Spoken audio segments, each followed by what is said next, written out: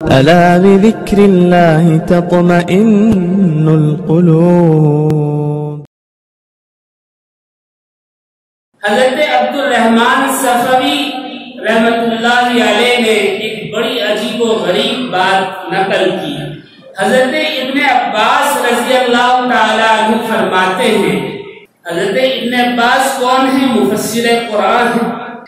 آپ کی باتیں تمام علماء سب کہتے ہیں کہ بالکل حق اور سچ ہے، اس لیے کہ ایک تو صحابی اور مفسر قرآن، جھوٹ کا تو گمان ہو ہی نہیں سکتا۔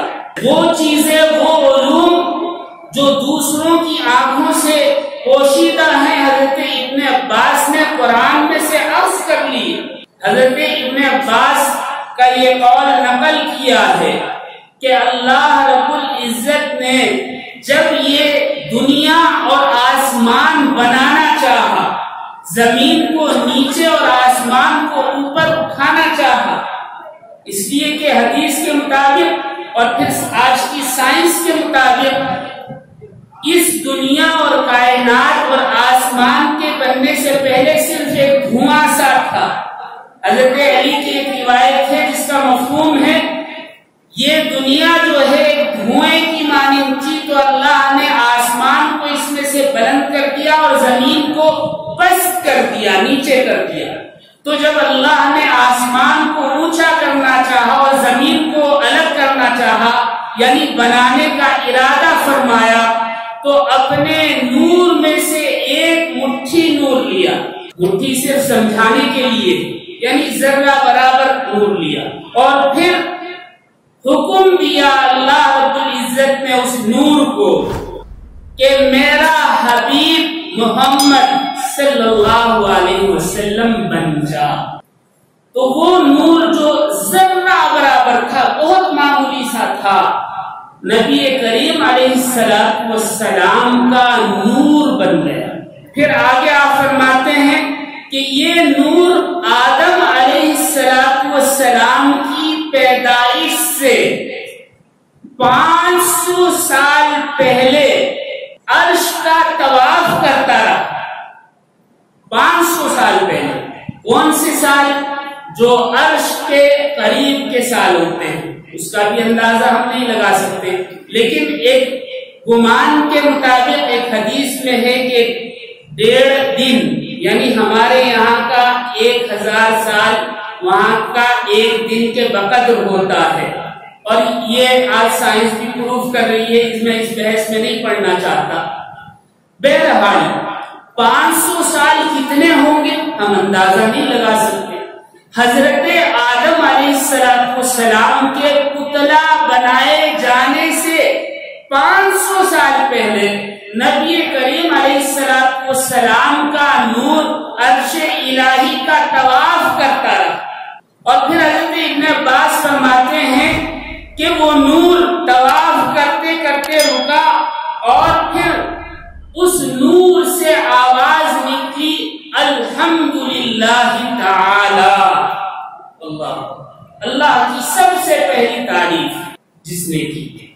تو اللہ رب العزت نے ارشاد فرمایا سبحان اللہ، تیری اسی تعریف کرنے کی وجہ سے میں نے تیرا نام محمد رکھا صلی اللہ علیہ وسلم۔ تعریف کیا جانے والا، کیا عجیب بات ارشاد فرمایا۔ پھر اللہ رب العزت نے اس نبی کریم علیہ السلام کے نور سے حضرت آدم علیہ السلام کا نور پیدا فرمایا، پتلا نہیں، نور، اور اس کے بعد پھر ایک کائنات بنائی، اور پھر حضرت آدم علیہ السلام کی مٹی پیدا فرمائی، اور مٹی بنانے کے بعد حضرت آدم علیہ السلام کی مٹی سے نبی کریم علیہ السلام کا جسم مبارک بنایا۔ دیکھیں، سب سے پہلے اللہ نے اپنے نور کا ذرہ لیا اور اس سے نبی کریم علیہ السلام کا نور پیدا فرمایا، پھر اس نور سے حضرت آدم کا نور پیدا فرمایا، اور پھر حضرت آدم کی مٹی بنائی، پتلا نہیں بنایا، اور پھر اس مٹی سے نبی کریم علیہ السلام کا جسم اطہر بنایا. وہ جسم اطہر چھپا ہوا تھا، ظاہر نہیں ہوا. اور پھر اس نور کو حضرت آدم علیہ السلام کی پشت میں رکھ دیا. یعنی حضرت آدم کی مٹی سے پتلا بنایا، پھر وہ کھڑا ہوا. اس وقت اللہ نے نور محمدی صلی اللہ علیہ وسلم کو آدم کی پشت اور پیٹھ میں رکھ دیا. تو حضرت آدم نے دیکھا کہ فرشتے صف بنا کر آگے پیچھے ایک ساتھ ایک لائن میں حضرت آدم کے پیچھے کھڑے رہا کرتے تھے. حضرت آدم نے پوچھا، اے اللہ یہ کیا ماجرا ہے کہ فرشتے میرے پیچھے صف بنا کر کھڑے رہتے ہیں؟ تو اللہ رب العزت نے ارشاد فرمایا کہ اے آدم، تیری پشت میں نے نور محمد رکھ دیا، جس کی وجہ سے یہ تیرے پیچھے صف بنا کر کھڑے ہوتے. تو حضرت آدم علیہ السلام نے اللہ سے درخواست پیش کی کہ اے اللہ اس نور کو ایسی جگہ منتقل فرما دے جہاں سے میں بھی اس کو دیکھ سکے. تو اللہ نے حضرت آدم کی پیشانی میں اس نور کو منتقل فرما دیا. لیکن پیشانی پر جو نور ہے وہ دکھائی نہیں دیتا. حضرت آدم نے کہا کہ اے اللہ میں تو یہ چاہتا ہوں کہ مجھے دکھائی دے. اللہ رب العزت نے حضرت آدم علیہ السلام کی شہادت کی انگلی میں نور محمد کو منتقل فرما دی. تو ظاہر سی بات، حضرت آدم علیہ السلام کی شہادت کی انگلی چمک، اور جیسے ہی چمک پیدا ہوئی نور نبوت کی، تو حضرت آدم علیہ السلام کی زبان سے نکلا اشہد ان لا الہ الا اللہ و اشہد ان محمدن عبدہ و رسول اللہ.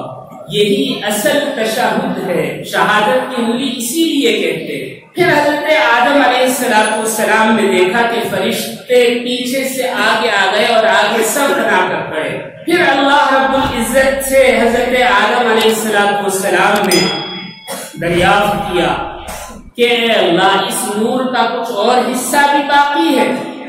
اللہ رب العزت نے فرمایا کہ ہاں، نبی کریم علیہ السلام کے اصحاب ہیں اس نور کا حصہ.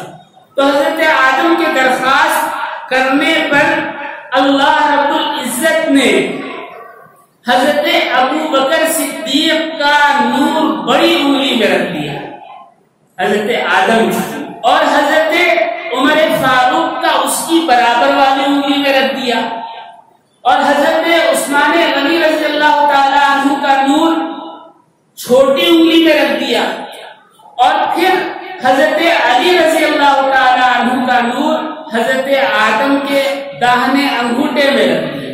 یہ بات یہی ختم نہیں ہوئی.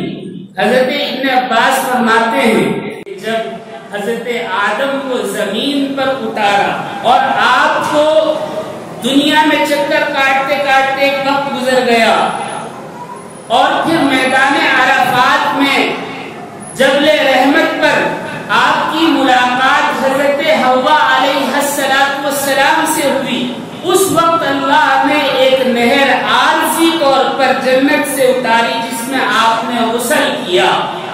حضرت ابن عباس فرماتے ہیں اس کے بعد حضرت حوا سے آپ ملے اور وہ نور حضرت حوا میں منتقل ہو گیا، اور حضرت حوا سے پشت در پشت ہوتے ہوتے حضرت عبد المطلب کی پیشانی میں، اور حضرت عبد المطلب سے حضرت عبداللہ کی پیشانی میں، اور حضرت عبداللہ سے حضرت آمنہ کے مادر شکم میں منتقل ہو گیا، اور نبی کریم علیہ السلام کی پیدائش مبارک ہوئی. اللہ، یہ نور چمکتا تھا، یہ نور نبوت تھا، نور ولادت نہیں تھا.